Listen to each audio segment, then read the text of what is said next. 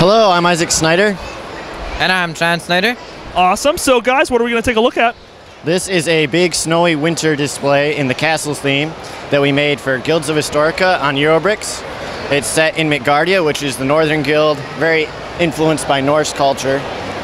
Now this is a beautiful build. It's very aesthetically pleasing. There's a lot of, I don't know, it feels like a world unto itself. Describe the process of putting together this whole scene. We started by brainstorming the layout and buildings. And then we built from the front to the back and tried to raise things up in the back so it's easier to see if you're looking at it from the front, and keep all the buildings visible was the goal. That's awesome. Now, could you point out some of the stuff that you contributed? This is a collaboration between you two, but what did you do specifically? I did most of the building exteriors, and I did almost all of the rock work on the mountain. That's awesome. That's awesome. Now, when you're building the mountain and building these exteriors and doing everything else here, how hard was it to source the parts that you need? Where did you get them from? You have a lot of earth tone elements here. Those are expensive, rare, some combination of the two? It was actually easy for this build because we've been collecting for about 5 years to get to the point where we could do this. The only parts we bought were some extra reddish-brown tiles to finish up the woodwork. Awesome, awesome. Now, run us through the whole scene and just kind of show us some of the favorite details that you have. All right, up front you have a harbor with some frozen water because it's in the winter naturally. And there's a crane, there's an upside-down boat stored for winter, a warehouse. This is the harbor master, so all incoming boats would register there. In the back there's a little bit of a farmstead, a cart coming up into the city. And then inside the city there's lots of people milling about. There's a well. This is the armorers, so there's the little forge area there, and then lots of weapons and armor inside. This is the Great House. This is where the Jarl, the leader of the city, resides.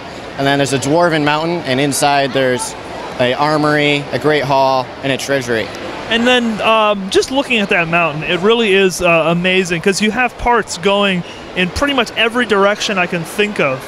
What was it like building that? Was there a lot of like tearing stuff down, building it back up, or did you just kind of start and go? Well, we actually did it pretty quickly, and yet it was a bit of tear down. I do one small section at a time and get it till I wanted the way I wanted. The hardest part was angling the gate into the rockwork. Awesome, awesome.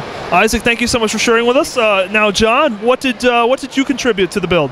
I did a lot of the interior design and also all of the cobblestone and a lot of the small details like the well, this little tree, the feeder, and stuff like that. That's awesome. Now, it's really cool to see collaborations. What was it like collaborating for you? What was maybe the worst thing? What was the best thing? What would you give as a piece of advice to people that are looking to collaborate themselves?